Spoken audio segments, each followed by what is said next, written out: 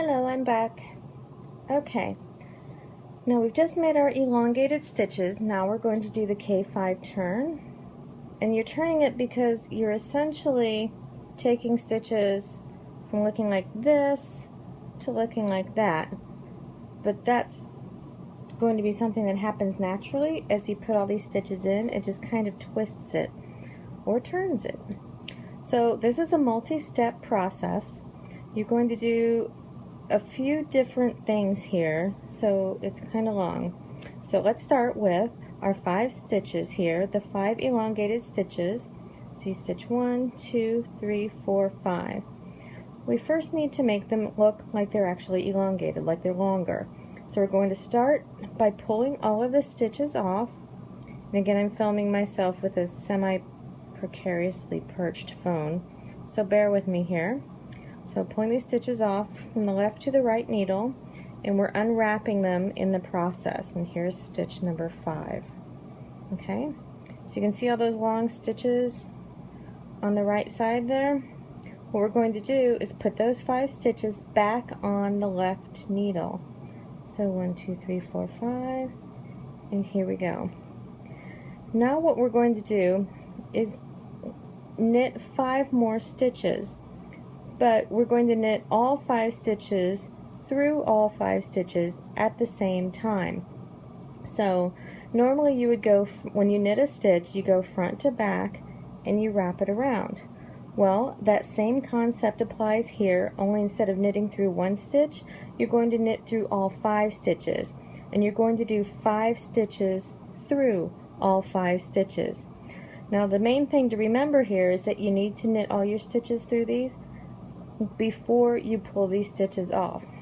So we're going to start with going front to back, and you've got the right needle in through those 5 stitches. And again, sorry, I'm videoing myself, I'm not used to this, so try to get the angles here that are good. So you've got the right needle through all 5 stitches, and we're going to start with our first knit stitch. You're going to do a knit stitch through the front, then through the back, that's stitch number 2, through the front again, through the back, and then the last stitch is through the front. So we're going to start with stitch number 1, and you pull it through the front, but you leave these stitches on the left needle. Then you go back and you do a stitch through the back, wrap that around, and pull it through. Then you're going to do another stitch through the front, wrap that around, and pull it through. That's stitch number 3. See, 1, 2, 3. Stitch number 4 is through the back, wrap it around, pull it through. Got 4 stitches, and then stitch number 5 is through the front again. And as you do this, it's going to get tighter and tighter, but that's just because you keep wrapping more yarn through that. So you've got your 5 stitches here, 1, 2, 3, 4, and 5. Now you can kind of see, you can tell stitches 1, 3, and 5 are from the front by that portion of the loop right there, and you can see it a little better in real life, so I don't know how well you can see it here, but stitch number 2, you can tell that one comes up from behind the stitches a little bit. So now that you've got all 5 knit stitches, you can pull these stitches off the needle. Now I give it just a little tug right there, but that is what your stitch looks like. And you can see how it looks kind of turned. Looks like these stitches are going through here, they get twisted around, and let me pull this up again, I'm sorry. The original stitches kind of twist around and come through, and the new stitches are right through here. So let me do this again. These are from our slip stitches. Let me knit these.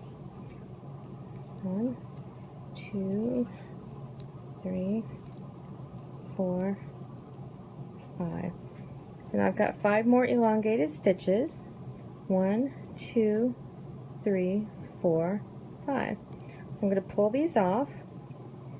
2, 3, 4, 5. And then put them back on the left needle. Now remember, the thing is, you've got a 10 stitch pattern. You're always going to have 10 stitches. You're never going to increase, you're never going to decrease. So if I have 5 stitches here, I'm going to end up with 5 more stitches by the time I get to these over here. So again, putting the needle through the front. Got that. Pull this up. So, oops, hang on, I'm losing my loop. So stitch number 1, pull that through. Stitch number 2 is through the back. Wrap around. Stitch number 3 is through the front. Pull that through. Stitch number 4 is through the back. There you go. And stitch number 5 is through the front. So you've got your 5 stitches.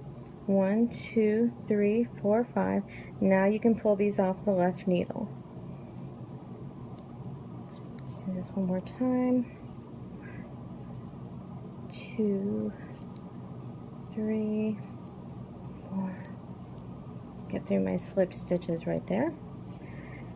5 more elongateds. So we pull those off the left needle. We're unwrapping them. 3, 4, 5. Unwrapping them, sticking them back on the left needle. There we go. And again, we're knitting through all 5 stitches. All 5 new stitches go through all 5 old stitches. So get the needle through.